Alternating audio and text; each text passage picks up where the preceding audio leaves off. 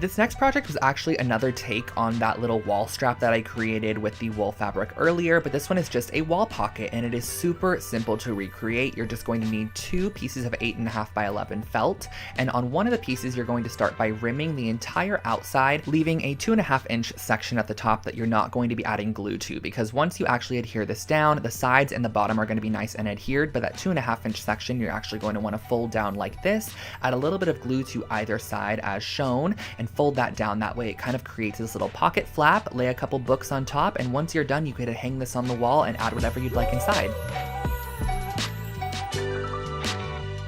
This little trinket box turned out super cute, but honestly the technique that I used to create a crackle finish is just a fun one to have in your DIY skill set. So you're going to definitely need some Elmer's glue, some acrylic paint, and a wooden box of your choice. So the first thing that you're going to want to do is actually go ahead and paint it with the color that you want your cracks to be. So I went ahead and painted it white to start. You could paint it gold if you'd like to and kind of have a gold crack underneath black, which I think would be really pretty, or you could paint it however you'd like. The next step is going to be applying a generous layer of Elmer's glue on the top section that you're going to be applying, and then right over top of the Elmer's glue before it can dry, literally immediately after applying it, go ahead and apply on a layer of your acrylic paint, and as it starts to dry, the glue will actually separate the paint and create a cracked finish, which is really great. So the thicker the glue you apply, the thicker the cracks, and if you want daintier cracks, just apply a thinner layer of glue. Here's a fun DIY on how to turn your basic pillowcases into these gradient dyed pillowcases. You're just going to need some RIT dye. I use the powder form, a couple of cups, a paintbrush, and your pillowcases. So the first thing that I started off by doing was adding the same amount of water into each cup, and I did use warm water. And next what I did was I actually varied the amount of dye pigment that I applied to each cup. So the first cup I added 1 teaspoon, the second cup I added 2 teaspoons, the third cup I added 3 teaspoons, and so on from there. That way we have an array of pigmentation. And I went ahead and I started off with my darkest color first because it's just easier to start darkest and go lighter. So I applied about a 2-inch strip of our darkest color and worked my way down to the lightest section, probably only applying water at the very end. So as you can see here, this is what the gradient dye is going to look like. Wash out the excess dye and style with a couple of cute throw pillows. If you're wanting to DIY a gift for your friend this year, I highly suggest these really cute best friend pillows. Basically, all I did was I grabbed some velvet fabric, some chunky yarn, Fabri-Tac adhesive, and a pair of scissors. And the first thing that I'm going to do is lay out my velvet fabric and just kind of freehand a heart shape, or half of the heart shape. So as you can see here on the left side, my fabric is folded in half. That way when I cut out this shape, I'm going to have 2 of them. So the first thing I did was I freehanded out half of the heart, then I cut it out with some fabric scissors.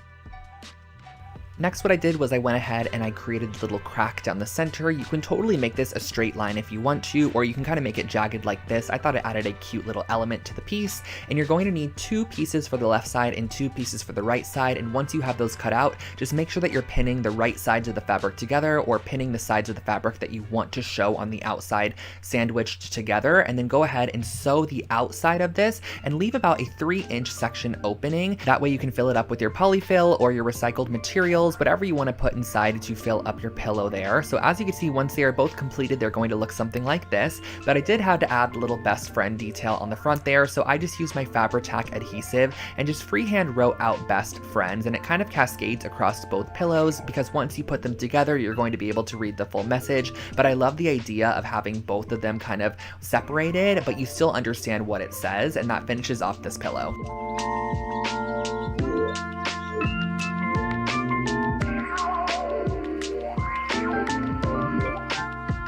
Another super affordable set of coasters created here on the channel were these leather wrapped coasters. Now the supplies are very minimal. All you're going to need is some foam board and also some faux leather material. So the first thing that I did was I cut down the scrap piece of foam board into 4-inch by 4-inch squares. Those are going to be our coaster size. Next, once you have those cut out, you're going to go ahead and just cut out a piece of your vinyl leather or your faux leather and cut it out with about 1 inch to spare on all the edges. That way you can go ahead and apply your E6000 adhesive on the bottom side, press it it onto your faux leather material, and then you're going to press that down just as shown here. Next, what I did was I cut off all of the corners, that way we can create a nice clean fold, and I also make sure to leave about an 1/8 inch of material on that corner, that way when you fold it up, you get a fully covered corner as opposed to having any of the white show through there. So I just went ahead and I adhered down all of our flaps on the back side, let it dry, and cut out a piece of material to glue over the top of those flaps there, and once you are done, this is your finished coaster set.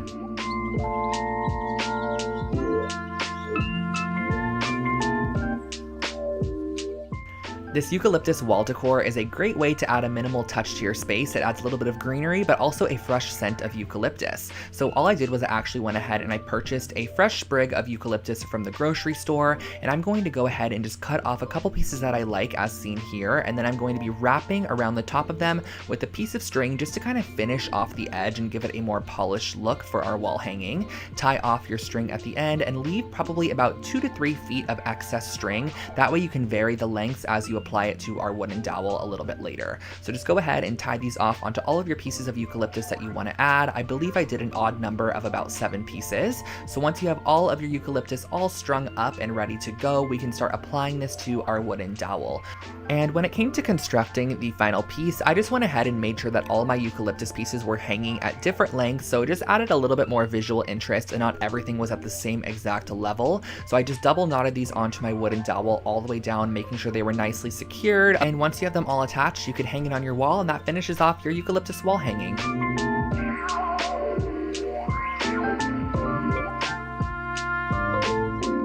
This next project is an IKEA hack where I basically took these wooden cutting boards and I measured 1 inch in on each of the corners and I marked the inch in spot. That way we can know where we're going to be drilling our holes later, because we are going to be turning this into a hanging shelving unit. And this project turned out so cute. I love the way that it turned out in the end. So I just went ahead, brought these pieces outside and used a drill bit that was wide enough for the rope material that we're going to be using here. So as you can see, I got this rope here at the Home Depot. It is a simple nylon rope. And the first thing that I did was I grabbed 2 pieces of my rope and I folded it in half at the very middle point and I tied it in a knot as shown here.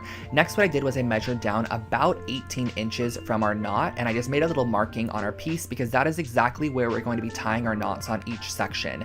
Now the knot is what's going to be holding our shelf in place, so you're actually going to want to make sure that all of your knots are in a very similar spot. That way your shelf is very level and it's not off center, because if you have knots that are hanging lower on one side, your shelf is then going to hang lower on one side as well. So using a ruler, measure down about 12 inches, make a marking, and just make sure that you tie your knot in the same spot once again. The great thing about this project is you can totally adjust the knots as needed. They're not anything that is super tight, and once the shelf actually sits on top of the knot, it kind of tightens itself naturally. You can hang this up and enjoy your new hanging shelf.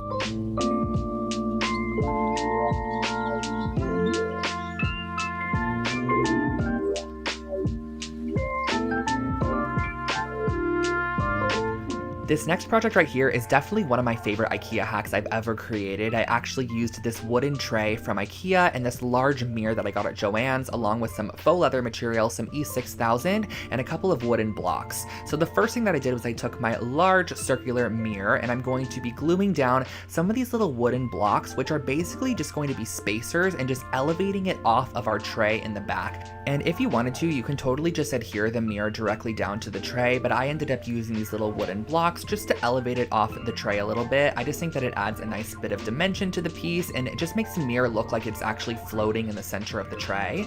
And next what I did was I grabbed this faux leather material and I'm cutting out a 3-inch wide section. And you're going to want to make these strips down the longest side of your fabric, because we're going to want very long strips. That way we can create the band that's going to wrap around the outside of our mirror and just give it that very rustic, elevated appearance. So using a little bit of hot glue, I just went ahead and I adhered this down the entire strip there, just making sure that I folded it in half. And the reason that I did fold it in half was just to save a little bit of my material. I knew that the folded in half section, or the ugly side, can face the back of the mirror, which is going to be against the wall. So what I did was I just adhered my strips together and then I E6000 them on the outside of my mirror using clothespins to stick them down as the adhesive dried.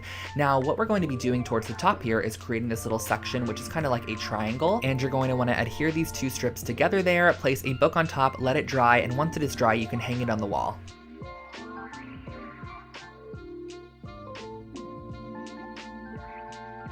I think this rustic clay bowl was actually my first time ever using clay in a DIY project, and so this is how it ended up turning out. I used a glass bowl from Target and some of this air dry clay from the craft store, and I went ahead and I just added a thick layer of air dry clay on the entire exterior of our glass bowl, and I used a little bit of water to smooth it down. Now I know that sometimes water doesn't work with air dry clay, but specifically for this project I do remember it smoothing it down quite a bit. And then I went ahead and I pressed a little new base for it and used a paintbrush just to add a little bit of detail into our clay work. And this is where I feel like the water totally made a difference. You can totally see where I'm adding the water. It just smooths out those sections and overall just makes the clay look a little bit nicer. So once it was dried overnight, I went back in with a sand file and just filed down any edges that were a little bit rough. And then I went in with a little bit of black paint that was watered down and just kind of distressed the bowl a little bit, added my signature on the bottom, and that finished off your rustic clay bowl.